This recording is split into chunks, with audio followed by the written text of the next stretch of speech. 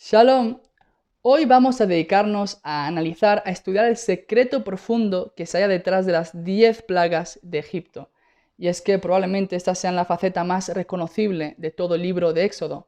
No en vano, los siguientes capítulos de Éxodo se van a dedicar a detallar y a narrar minuciosamente cada una y una de las 10 plagas. Siendo así, tenemos la primera sangre, la segunda plaga es ranas, después son piojos, bestias salvajes, peste, ampollas, granizo, langostas, oscuridad y muerte de los primogénitos.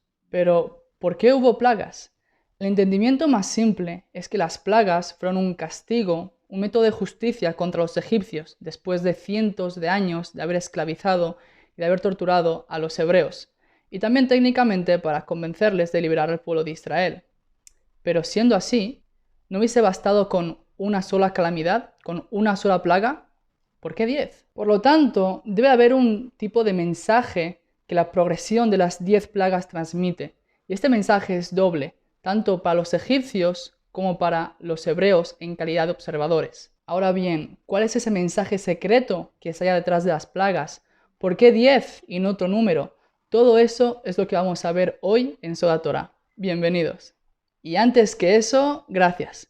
Gracias a todos vosotros por los comentarios que habéis dejado en el vídeo anterior. La verdad que son muchas horas que se esconden detrás de cada vídeo a la hora de elegir el tema, de grabarlo, de editarlo. Y esos comentarios hacen la diferencia, así que muchas gracias. Y considerad suscribiros al canal, de esta manera estaréis apoyando al canal y me ayudáis a mí a difundir este tipo de contenido en las redes. Y muy importante, hacedme saber qué es lo que opináis en un comentario al final de este vídeo. Y ahora sí, empecemos. Para empezar a responder esta serie de preguntas, primero tenemos que clarificar el sistema de creencias que tenía el mundo en ese entonces.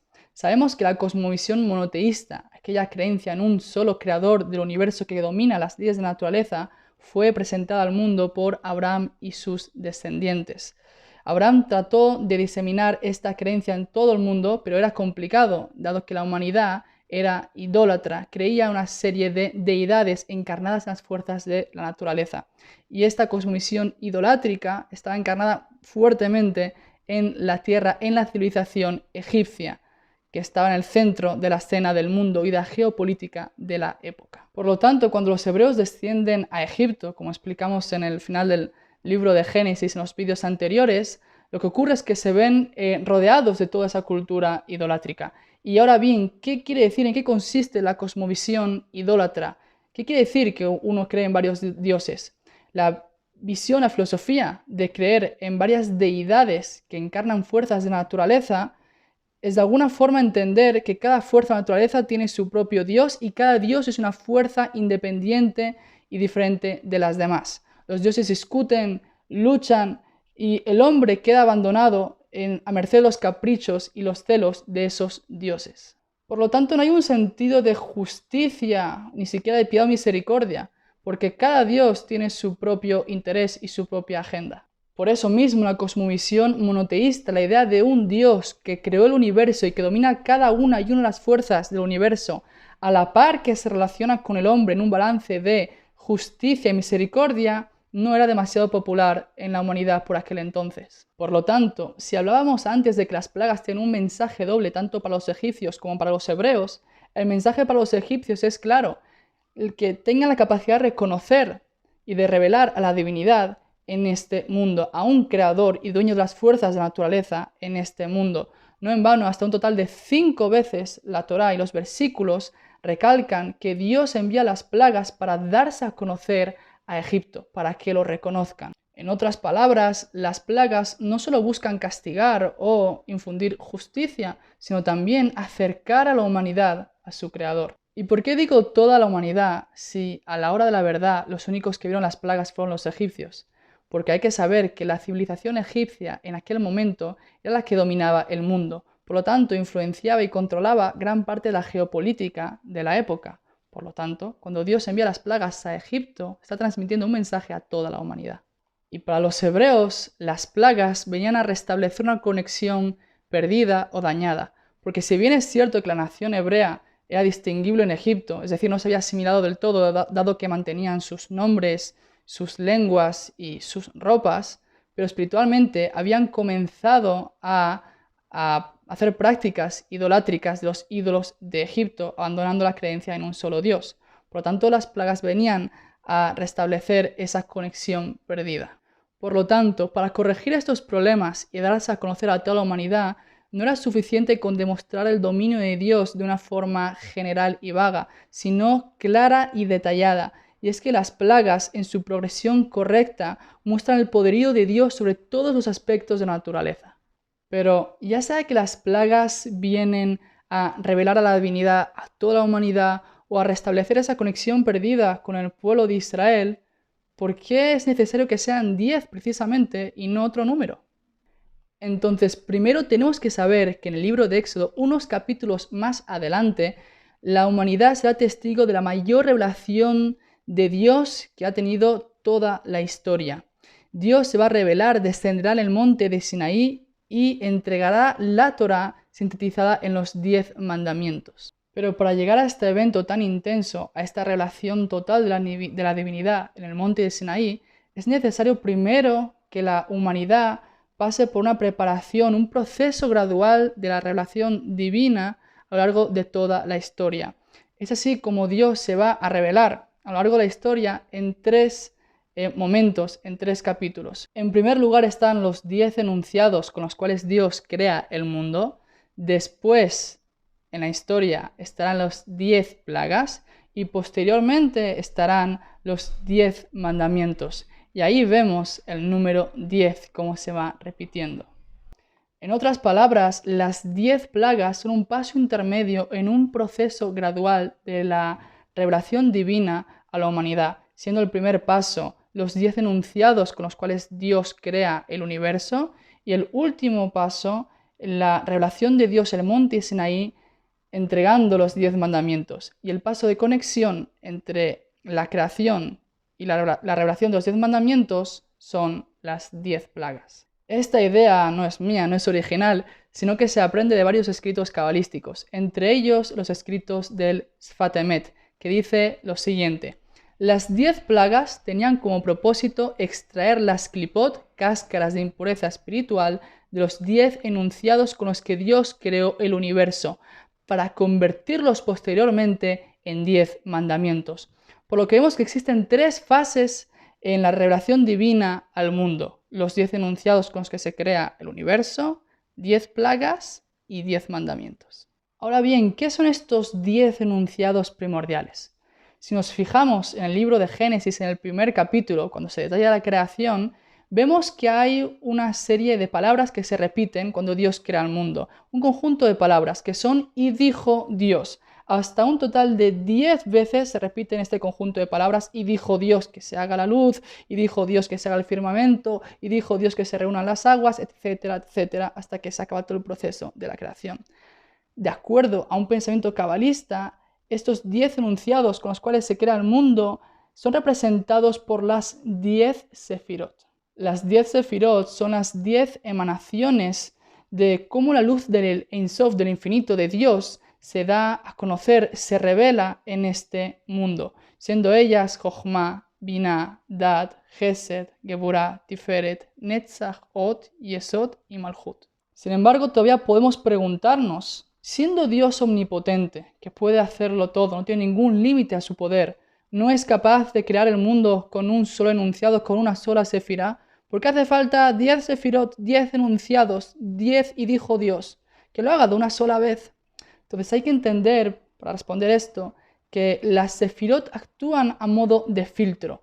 Está la luz del infinito, del Ein Sof, de la divinidad, que es todopotente, y para poder condensarla, ocultarla y filtrarla, de lo contrario el mundo no podría aguantar esa luz, hace falta 10 vestimentas, en el lenguaje de la Kabbalah, 10 lebushim, 10 ropajes que cubran, que filtren esa luz y que así el mundo pueda existir y pueda soportar esa intensidad. Y eso son las 10 sefirot. Otra explicación más filosófica es que si Dios hubiese creado el mundo con una sola sefirá, con un solo enunciado, su revelación, su conexión con el mundo sería tan clara, tan prístina, que no habría lugar para el libre albedrío, para la libre elección. Y por cuanto que el mundo, el propósito de la humanidad se fundamenta en el libre albedrío, es necesario filtrar esa existencia, esa percepción de la divinidad y dar lugar a la libertad humana entre si quiere servir a Dios o no. Y es así como llegamos a la conclusión que en lugar de una creación directa, hay una serie de 10 emanaciones que filtran y que enmascaran la presencia de Dios de sus criaturas. Siendo esto así, acabamos de explicar que a nivel espiritual las sefirot filtran la luz del infinito, la presencia de Dios. Empíricamente, físicamente, lo que oculta la presencia de Dios es la creación misma, la naturaleza. Si bien es cierto que la sabiduría de Dios se puede ver revelada en las leyes de la física, de la naturaleza, finamente ajustadas para que pueda existir la materia y la vida, también todo se puede explicar, especialmente actualmente, como un evento fortuito de la naturaleza. Y es así como en la antigüedad las civilizaciones tendían a atribuir la creación del mundo a diferentes entidades de la naturaleza. De esta forma, el Dios originario y creador del mundo queda relegado, queda ocultado por la misma naturaleza, y las civilizaciones tendían a confundirse y atribuir poderes y entidades divinas a esas fuerzas que el mismo creador, el mismo Dios, originó. En otras palabras, la naturaleza oculta a Dios. Es por eso que en el lenguaje hebreo la palabra, el término que se usa para nombrar el concepto de mundo, en hebreo olam, proviene del término elem, que quiere decir ocultamiento. Cuando Dios crea el mundo, éste lo oculta a él. Siendo así, los que quieran buscar a Dios podrán encontrarlo en la sabiduría del mundo, pero los que quieran alejarse podrán elegir hacerlo. Muy bien, eso es lo que tiene que ver con los 10 enunciados mediante los cuales Dios creó el universo. Ahora bien, ¿qué pasa con las 10 plagas? El tema que nos ocupa hoy. Como dijimos, Egipto es la región que dominaba el mundo, la civilización que dominaba el mundo por aquel entonces. Por otro lado, es una civilización totalmente idolátrica. Cuando Moisés, en nombre de Dios, ordena al faraón a liberar a su pueblo, al pueblo de Israel, este responde diciendo: Mi Hashem asher yishma bekolo, ¿quién es el Eterno para que escuche su voz? Les alejet Israel y envía a Israel. Lo yadati et Adonai vegam et Israel lo eshaleach. No conozco al Eterno y tampoco a Israel liberaré. Y es que según la Kabbalah, Egipto, en hebreo Mitzrayim, es una tierra con magia, con poder espiritual genuino. Realmente tenían nigromantes y toda clase de magos que hasta podían replicar las plagas que Moisés hacía. Pero su poder espiritual proviene del lado de la impureza y no del lado de la santidad. Por eso es que el término hebreo para designar a Egipto es Mitzrayim. Mitzrayim comparte raíz con la palabra Meitzar. Meitzar es límite. Por lo tanto, Mitzrayim son los Meitzarim, los límites. Egipto son los límites que aprisionan la santidad. No solo eso, sino que Mitzrayim, Egipto, está espiritualmente compuesta por 50 niveles de impureza. ¿Y cómo sabemos eso? De nuevo, por el lenguaje hebreo. Egipto, en hebreo, Mitzrayim, se puede leer como Meitzar Yud Mem, límite Yud Mem. Yud Mem son dos letras hebreas que su valor numérico son 10, Yud, y Mem, valor numérico 40. Por lo tanto, Mitzrayim es Meitzar Yud Mem, límite 10 más 40, 50. Es el límite 50 de la impureza. Es decir, el máximo nivel de obstrucción de la impureza espiritual. No solo eso, sino, ¿qué es impureza? En hebreo, impureza se denomina tumá. ¿Qué quiere decir esto? Tumá comparte las mismas letras que la palabra atum, que atum quiere decir obstrucción. Acabamos de probar cómo la esencia espiritual de Egipto era negativa y obstruía, esclavizaba y limitaba el poder de la santidad. En otras palabras, ¿qué es lo que Egipto, la esencia espiritual de Mitzrayim, estaba limitando, estaba obstruyendo? La capacidad de relacionarse y de reconocer la divinidad, el creador. ya que, como dijimos antes, mediante los 10 enunciados de la creación, Dios crea la naturaleza y ésta lo oculta, de forma que quien quiera puede elegir acercarse a él o negarle. Egipto, toda su esencia, era la máxima elección de negar esa realidad de ese creador que creó el universo y que domina todas las fuerzas de la naturaleza.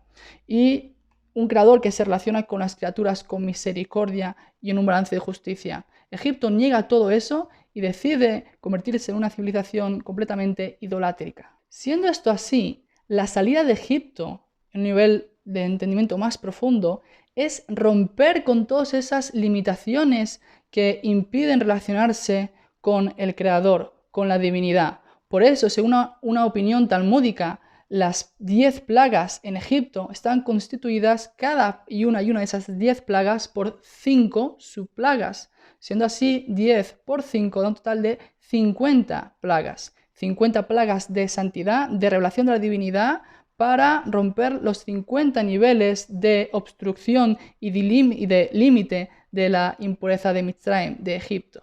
Entonces, si dijimos que en el Génesis, mediante los 10 enunciados de la creación, Dios crea un mundo, un universo, una naturaleza que lo oculta y que permite a sus criaturas alejarse de él, ahora en las 10 plagas Dios va a decidir revelarse precisamente como mediante el control absoluto y total de todas las fuerzas de la naturaleza. Y esos son las 10 plagas, transmitiendo de esta manera un importante mensaje a toda la humanidad y en específico al pueblo de Israel.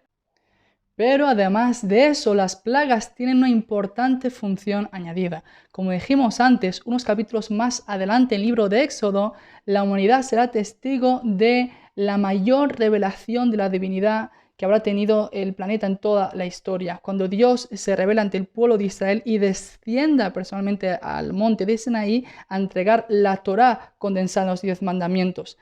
Pero este evento es demasiado intenso y necesita una preparación psicológica previa, específicamente para los israelitas, para los hebreos, que habrían pasado de ser esclavos que idolatraban a diferentes deidades en Egipto, a de repente percibir la divinidad en sí misma en la revelación del Sinaí. Y es así como las plagas actúan como una preparación psicológica para la revelación de la divinidad al pueblo de Israel en el monte de Sinaí.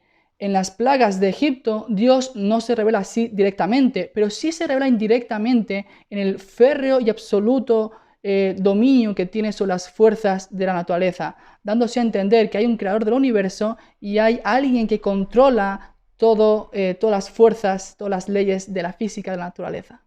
Y es así como después de haber roto los 50 portales de impureza que esclavizaron al pueblo de Israel, como después de haber preparado la psique de los hebreos, anticipando una revelación parcial de la divinidad en las 10 plagas, el pueblo de Israel ahora está preparado para percibir y para recibir esa revelación completa de Dios en el monte del Sinaí.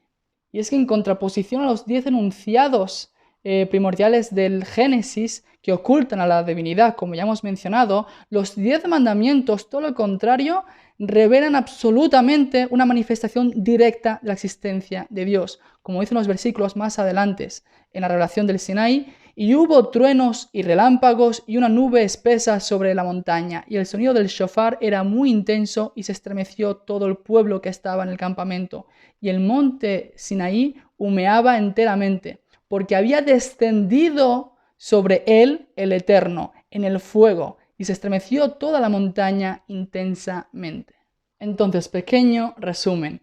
Los 10 enunciados mediante los cuales Dios crea el universo, crea la naturaleza, a su vez lo ocultan a él de sus criaturas, por lo que posteriormente Dios se da a conocer y se revela a la humanidad mediante su férreo control sobre las leyes de la naturaleza, siendo esto las 10 plagas, para posteriormente y ahora sí revelarse a él mismo directamente descendiendo sobre el Sinaí ante todo el pueblo de Israel, estableciendo un diálogo de tú a tú con ellos y entregándoles la Torá condensada en los 10 mandamientos. Y el propósito de Israel a partir de ese entonces es ser una luz para las naciones y revelar a la divinidad en este mundo, como mediante el cumplimiento de preceptos de mitzvot que vienen a incluir todo tipo de actos rituales, pero siempre con una actitud de bondad y altruismo hacia todas las criaturas. Y para acabar, vamos a analizar un último secreto que tiene que ver con los nombres de Dios. La porción semanal empieza con las siguientes palabras. Vaidaber Elohim el Moshe Vayomer elav ani Adonai. Habló Dios a Moisés y le dijo: yo soy el Eterno. Vaera el Abraham, el Yitzhak, el Jacob, el Shaddai, Ushmi Adonai lo nodati laem. Y aparecía Abraham, a Isaac y a Jacob como Dios omnipotente, mas en mi nombre de el Eterno no me di a conocer ante ellos. Aquí vemos una dualidad entre diferentes nombres. Tenemos el nombre de Elohim, de Adonai y Shaddai. Pero ¿qué quiere decir todo esto? Más adelante, también los versículos, Dios afirma: Veyadó Mitzrayim ki ani Adonai, y sabrá Egipto que yo soy el Eterno, como mediante las 10 plagas. Así que vemos diferentes nombres de Dios y no podemos evitar preguntarnos qué tiene que ver, cuál es la diferencia si usamos un nombre u otro. Entonces, los nombres divinos tenemos que saber que no definen la esencia de Dios, sino que vienen a caracterizar diferentes conductas mediante las cuales Dios se relaciona con su creación y la dirige. Es así como en el libro de Génesis de Bereshit, Dios como dice aquí, se revela principalmente mediante los nombres, los atributos de Elohim y Shaddai. Nombres que implican ocultamiento divino, justicia y rigor. De hecho, los 10 enunciados que mencionamos anteriormente, mediante los cuales Dios crea la creación, usan el nombre constantemente de Elohim. Vayomer Elohim Yehior, y dijo Elohim que haya luz, Vayomer Elohim que se haga el firmamento. Toda la creación se hizo mayoritariamente con este atributo del nombre de Elohim. Y es que Elohim, el sentido según la mística judía, según la Kabbalah, quiere decir fuerzas de la naturaleza. Como dijimos anteriormente, que Dios cuando crea el mundo se oculta de alguna forma tras la naturaleza para otorgar ese libre albedrío en los seres humanos. Y es por eso que cuando Moisés, en nombre de Dios, ordena al faraón liberar al pueblo judío, el faraón que responde, yo no conozco a Dios. Pero ¿qué atributo, qué nombre de Dios usa para caracterizarle? Dice el faraón: yo no conozco a Amonai, a él yo no lo conozco. Pero ¿quién sí conoce? De aquí se puede deducir el faraón. ¿A quién sí conoce? A Elohim. A Elohim lo conoce y está muy a gusto con él. ¿Por qué? Porque representa las fuerzas de la naturaleza. Es que Egipto, ellos adoraban las fuerzas de la naturaleza tanto que encarnaban diferentes deidades en cada ley y ley natural. Ahora bien, en Éxodo, Dios le informa a Moisés que por primera vez en la historia de la humanidad Él se va a dar a conocer al mundo con el atributo de Amonai. Amonai es el nombre más sagrado entre los nombres de Dios. Es lo que se conoce como el Shem HaMeforash, el nombre inefable. Aunque es un poco curioso que inefable quiere decir que no se puede de alguna forma percibir, no se puede nombrar. Pero la traducción literal de Shem HaMeforash es el nombre explícito. Es decir, ¿por qué explícito? Porque este atributo, este nombre, Amonai, viene a revelar la esencia de Dios. ¿Cuál es? Que Él es el creador del universo, que dirige y controla todas las fuerzas de la naturaleza. Él, no ocultamente detrás de la naturaleza, sino que Él las dirige reveladamente, y que su principal atributo no es el de justicia, sino el de la misericordia. Por eso, si nos fijamos bien en el texto hebreo de la Torá, cada vez que Dios anuncia que va a enviar una plaga, no usa su atributo de Elohim, de justicia, de rigor, sino el atributo de Amonai, que es atributo de misericordia y de revelación de Dios en la humanidad, lo cual enfatiza de nuevo el mensaje que tratamos de transmitir hoy, que las 10 plagas no tienen como principal propósito e intención castigar, sino revelar la divinidad a las criaturas. Revelando esa divinidad que estaba oculta tras el atributo de Elohim, tras las fuerzas de la naturaleza, que la gente se confundía y pensaban que eran dioses en sí mismos, y preparando psicológicamente la psique de los hebreos para ser testigos de la revelación final y mayor que tendrá lugar en el monte de Sinaí más adelante. Por eso ahora podemos entender a un nivel mucho más profundo el diálogo de Moisés con la divinidad. Y es que le dice Dios a Moisés: Vaidaber Elohim el Moshe, Vayomer elav ani Adonai. Y dijo Elohim a Moisés: yo soy Adonai. Es decir, esas supuestas deidades que la humanidad encarnaba en las fuerzas de la naturaleza y que ocultaban mi existencia, el atributo de Elohim, las fuerzas de la naturaleza que ocultaban a él, en realidad, ¿qué dice Dios? Soy yo, soy Amonai. Yo soy el creador y yo soy el que domina esas fuerzas de la naturaleza. Por lo tanto, ya acabamos de ver que las 10 plagas forman parte de un proceso histórico de la revelación de Dios, de la divinidad, a la humanidad. Siendo así, las 10 plagas no tienen como único y principal propósito el de castigar, el de infligir dolor, sino el de revelar a Dios, a sus criaturas, de revelar a la divinidad, a su creación y dejar clara que hay una conexión entre ambos y preparar al pueblo de Israel para un nivel de revelación mucho mayor, eventualmente en el monte de Sinai. Y de hecho, este sigue siendo nuestro desafío en la actualidad, usar la manifestación de la mano de Dios a través de la historia y de la naturaleza para quitar las capas de ocultamiento y aumentar la conciencia de Dios. Shabbat Shalom. Bueno, eso es todo. Espero que os haya gustado. Si es así, suscribiros al canal. De esta manera me ayudáis a difundir este contenido y nos vemos en el siguiente vídeo. Shalom.